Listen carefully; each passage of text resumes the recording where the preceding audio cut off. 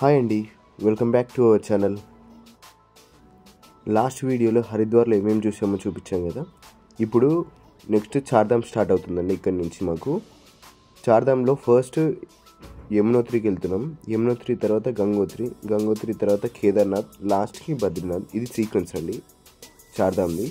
First యమునోత్రికి వెళ్తున్నాం.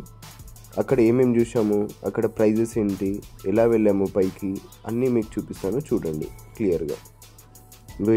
ఇది entrance అండి పైకి. ఇంకా మొత్తం ఘాట్ రోడ్. ఇది యమునోత్రికి వెళ్ళాక మనం అక్కడ మళ్ళీ రిజిస్ట్రేషన్ చేసుకోవాలండి. లైక్ రిజిస్ట్రేషన్ అయిన ఫామ్స్ని మనం స్కాన్ చేయించుకుంటే ఎవ్రీ చార్ధామ్ అంటే ఎవ్రీ ధామ్ దగ్గర మనం రిజిస్ట్రేషన్ లైక్ స్కాన్ చేయించుకుంటే ఇది మనకి ఇస్తారు. మోస్ట్లీ ఎక్కడ అడగరండి, దీనికోసం టైం వేస్ట్ చేయకండి. ఒకవేళ లేకున్నా సరే అలో చేస్తారు. ఇది అక్కడ యమునోత్రికి వెళ్తుంటే వ్యూ.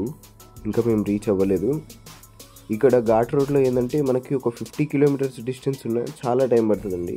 ఎందుకంటే మ్యాక్సిమం ఒక 30-40 కూడా స్పీడ్ పోదు, 30 స్పీడ్లోనే వెళ్తుంది మ్యాక్సిమం. ఎందుకంటే ఘాట్ రోడ్ కదా, చిన్న రోడ్స్ ఉంటాయి. అండ్ ఇక్కడ పెద్ద బస్సెస్ అలో ఉండవు. ఓన్లీ 25-26 సీట్స్ బస్సెస్, దానికంటే తక్కువ మాత్రమే ఇక్కడ ఇటు సైడ్ అలో ఉంటాయి.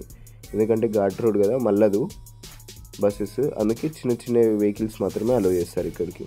అండ్ స్పీడ్ కూడా చాలా తక్కువ, ఎందుకంటే వన్ వే రూట్ ఉంటుంది కాబట్టి.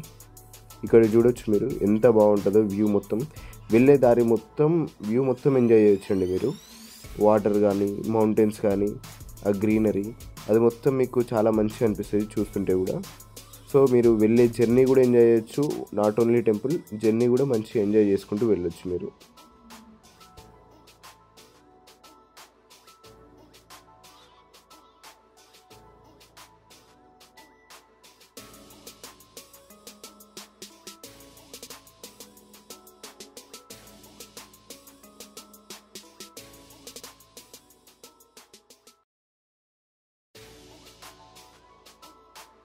మేము చాలా ఎర్లీ మార్నింగ్ వెళ్ళామండి. అరౌండ్ 5 to 6 మధ్యలో వెళ్ళాము. ఇది ఇక్కడ పార్కింగ్ ప్లేస్.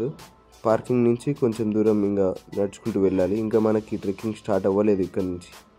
ఫస్ట్ మనం పార్కింగ్ ప్లేస్ నుంచి శివశక్తి పార్కింగ్ అని అక్కడి నుంచి పార్క్ చేసి వెహికల్స్ నడుచుకుంటూ వెళ్ళాలి కొంచెం దూరం. కావాల్సింటే నడవలేని వాళ్ళు ఈ రూట్ ఇంతవరకు, ఈ బ్రిడ్జ్ వరకు మనకి బైక్స్ అవైలబుల్ ఉంటాయి. పర్సన్కి 50 రూపీస్ అలా తీసుకుంటారు. బైక్స్ మీద వెళ్ళొచ్చు. ఇక్కడ నుంచి ట్రెక్కింగ్ పాయింట్ స్టార్టింగ్. ఇక్కడ నుంచి మీరు కావాల్సి ఉంటే గుర్రాన్ని మాట్లాడుకోవచ్చు, లేకపోతే బాస్కెట్ని మాట్లాడుకోవచ్చు, లేదనుకో పల్లకీలు ఉంటాయి. ఈ 3 ఉంటాయండి మీరు పైకి వెళ్ళడానికి. గుర్రానికి కాస్ట్ 2500 అలా ఉంటుందండి.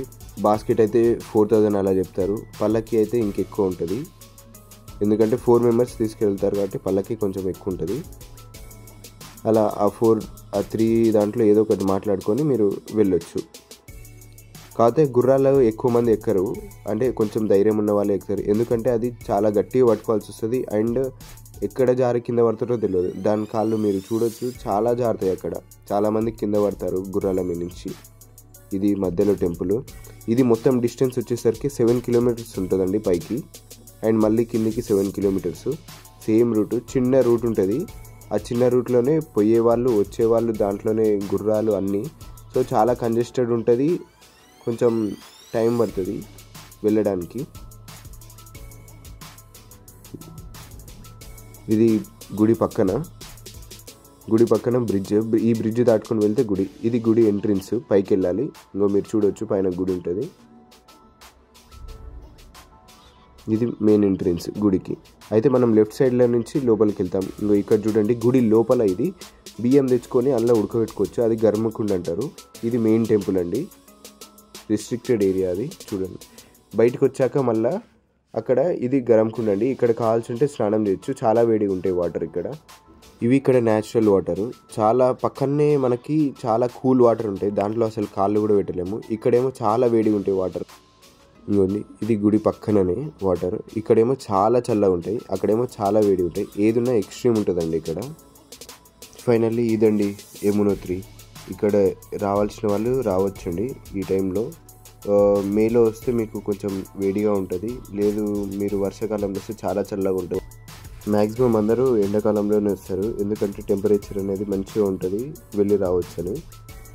వర్షాకాలంలో అయితే మళ్ళీ ఏమైనా కొండ చర్యలు ఇరిగి పడతాయి అలా అని. సో ఇదండి మనకి ఫైనల్లీ యమునోత్రి. నెక్స్ట్ ఇక్కడ నుంచి మేము గంగోత్రికి బయలుదేరాము. థ్యాంక్స్ అండి, థ్యాంక్స్ ఫర్ వాచింగ్. నెక్స్ట్ అన్ని వీడియోస్ చూపిస్తాం చూడండి. గంగోత్రికి ఎలా వెళ్ళాం, కేదార్నాథ్ ఎలా వెళ్ళాం, బద్రీనాథ్ ఎలా వెళ్ళాం అన్నీ చూపిస్తాము. Thanks for watching this video. Bye.